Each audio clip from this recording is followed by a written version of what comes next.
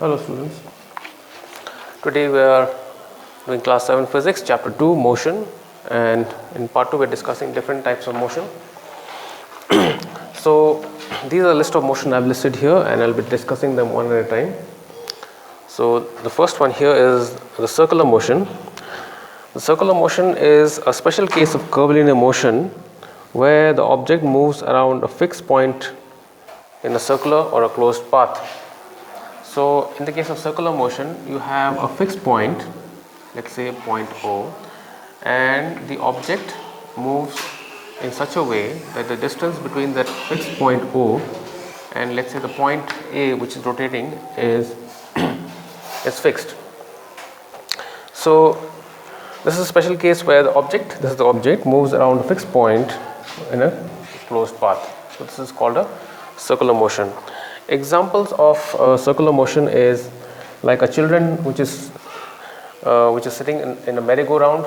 If you know that what merry-go-round looks like, it's got a central pivot in which around a wheel moves, and the children will be sitting in the corner of at the edge of the wheels, and the children will be going round and round along with the wheel. So this is an example of merry-go-round.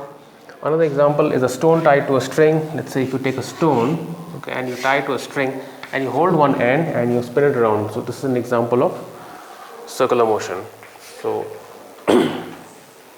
that is what circular motion is about.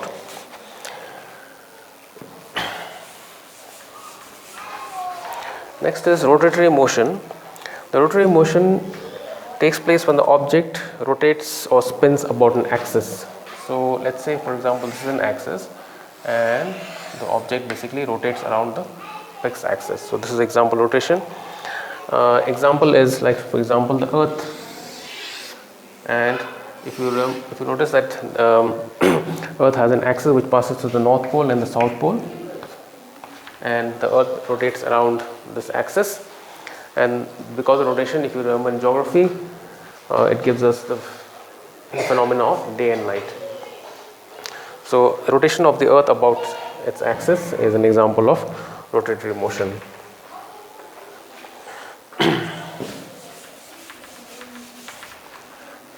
Next is oscillatory motion.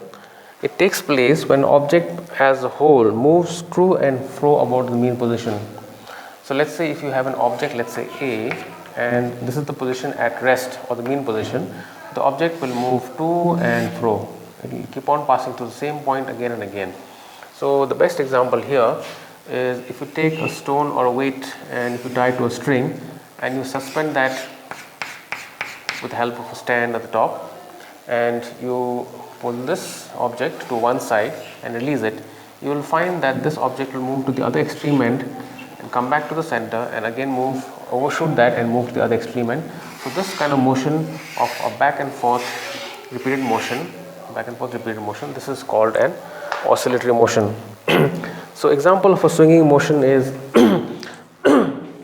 like a swing in which you must have seen in a children's playground.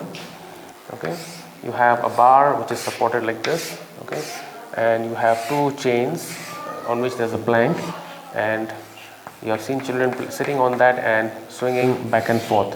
So this is an example of a oscillatory motion. In some cases you might have seen an old pendulum clock, okay, in which there's one way with a bar here which is connected to weight here, and this goes tick and tock and it swings from left to right. So this is an example of a oscillatory motion. So one example is a swing, another example is a pendulum of a pendulum clock. So this is what oscillatory motion is about. Next motion we're going to discuss is a vibratory motion. Okay, a vibratory motion is a motion in which the whole body does not move to and fro as a single unit, but a part of its unit, a part of it move about the mean position. The one example that we can use here is like if you have got two fixed points across which we stretch a string or a rubber band, and we pull the rubber band to one side or the string to the other one and leave it, you will find that this portion of the string which is in the middle moves the maximum, and as you go further towards the end, the motion of this string becomes less and less and less till it becomes 0 at the point where it is fixed. So this kind of motion in which the body moves but not the entire body. A part of the body moves more than the other and some parts of the body don't move at all. So this kind of motion is called vibratory motion. The example of a vibratory motion is the vibration of a string. If you have seen a guitar,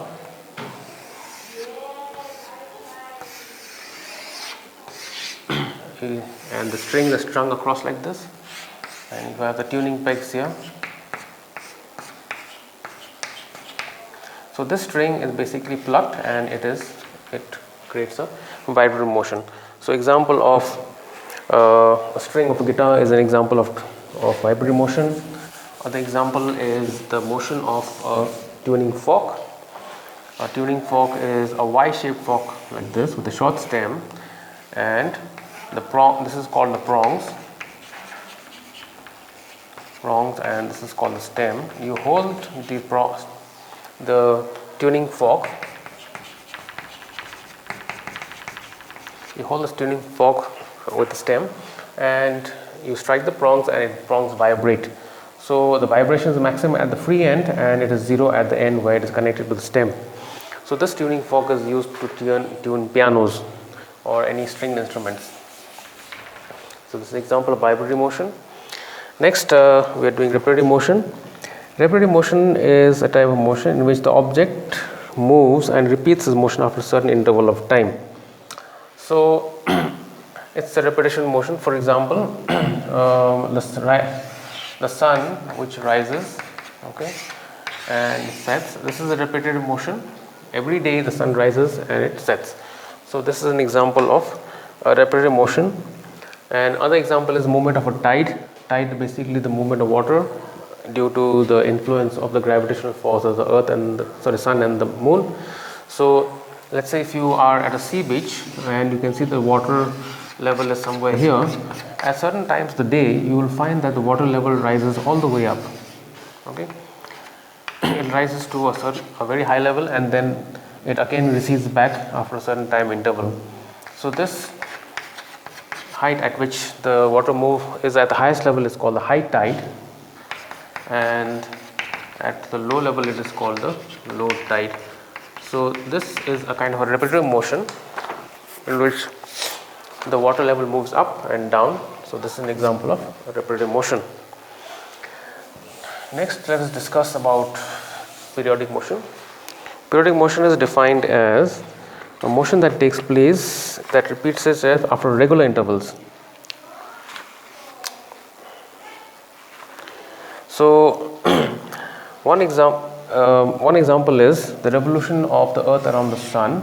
Let's say there's a sun over here, and let's say there's the earth, and the earth moves around the sun at regular intervals, and it takes about 365 and 366 days in leap years and 365 days in normal years.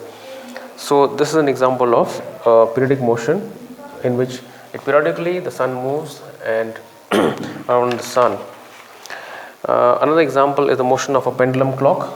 It's also a periodic motion because it repeats after a certain time interval, and in this case this is it ticks and talks, and it takes 2 seconds to complete one complete oscillation. That is, this is 1 second here, it comes back, and then again second here.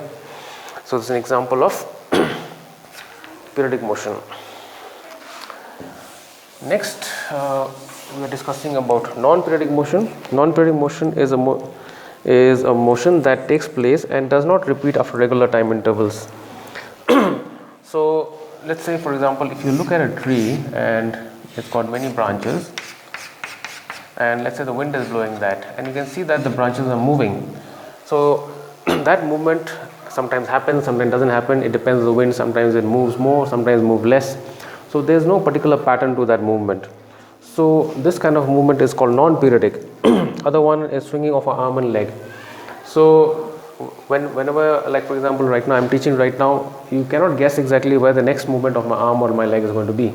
So this is an example of non-periodic movement. Next we're going to discuss about random motion. A random motion is a motion in which the object moves with no specific path and frequently changing direction. So let's say, for example, in a match of football, if you have watched that, you have seen that player moves all over the all over the football field with the ball, and you have got no idea where it's going to move next. And since you cannot guess exactly what his movement is going to be, that kind of movement is called random motion. If you have observed a butterfly flying, okay, you can see the butterfly will fly in all different directions, although it generally moves in a particular direction which it wants to, but you cannot guess exactly where the movement is going to be.